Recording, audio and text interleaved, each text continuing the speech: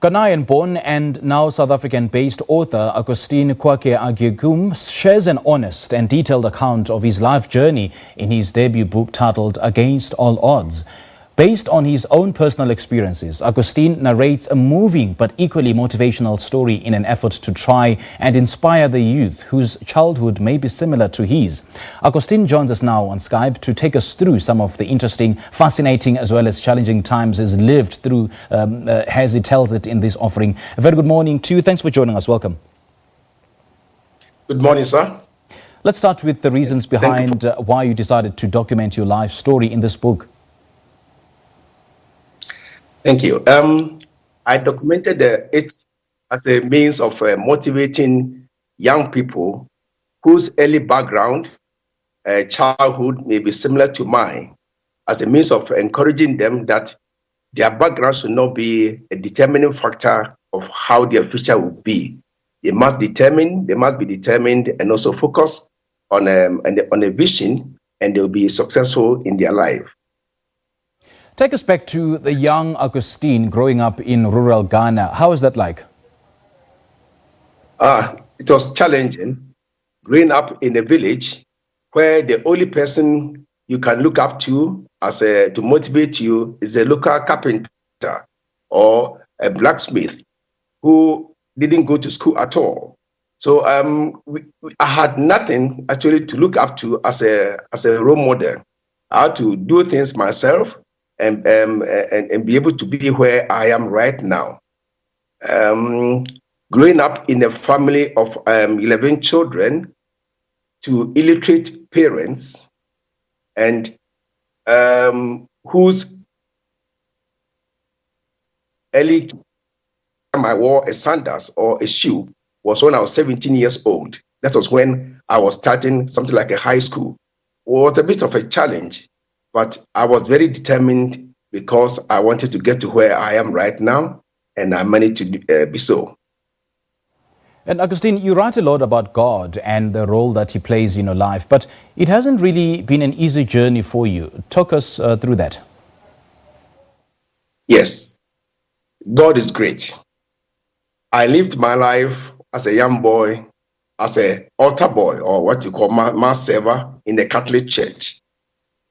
And then inspiration that with God's help, I'll be where I am right now. So I was very determined, very focused.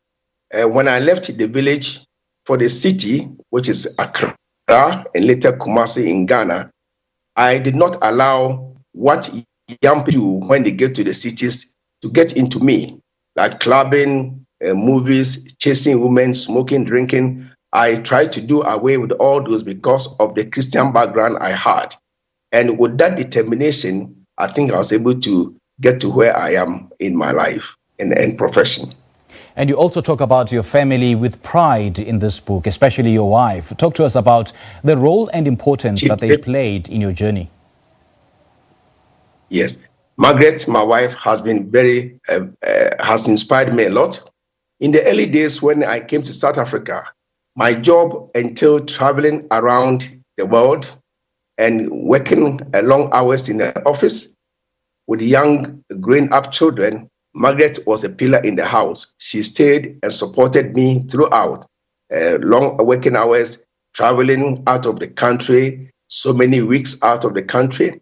She was there to support the children. And I would say I owe everything I have to Margaret and to God, my King. That's beautiful, man.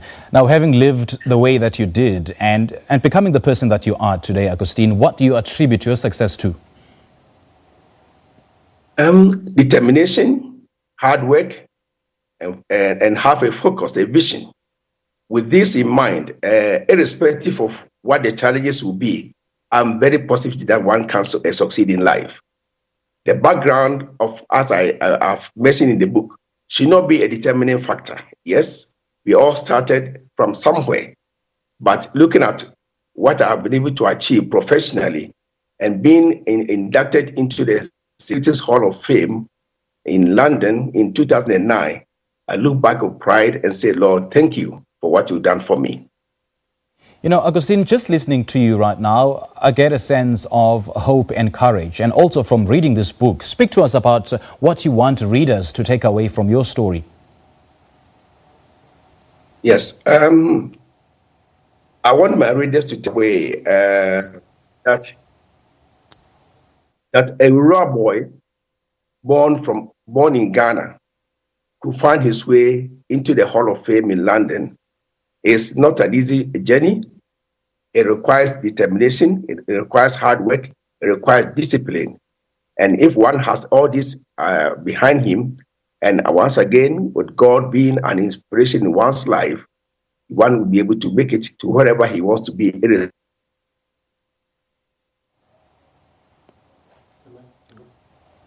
Augustine, are you there? All right, we've lost Augustine, but a beautiful conversation I've had with him. And there we go. Augustine, are you back? Are you still there? Yeah, I'm back, yes. Okay. I'm still here. All right, we'd lost you for a minute there. Now, Africa Month is drawing to a close. So what message do you have, particularly for the youth on the continent during these uncertain times? Yes. We are lucky to have a continent with very intelligent youth on this continent. I will tell the youth of Africa that they should let what our previous leaders like Mr. Nelson Mandela's, Kwame Nkrumah's, Jomo Kenyatta, and the like, let them be an inspiration. They have done their part. They are gone. We are also facing out.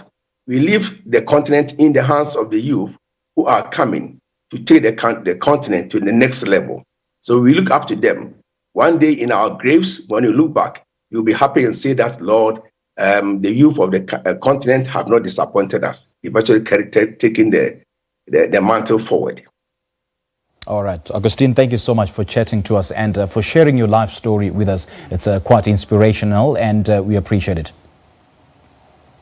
Thank you very much for inviting me. All right. It's an absolute pleasure.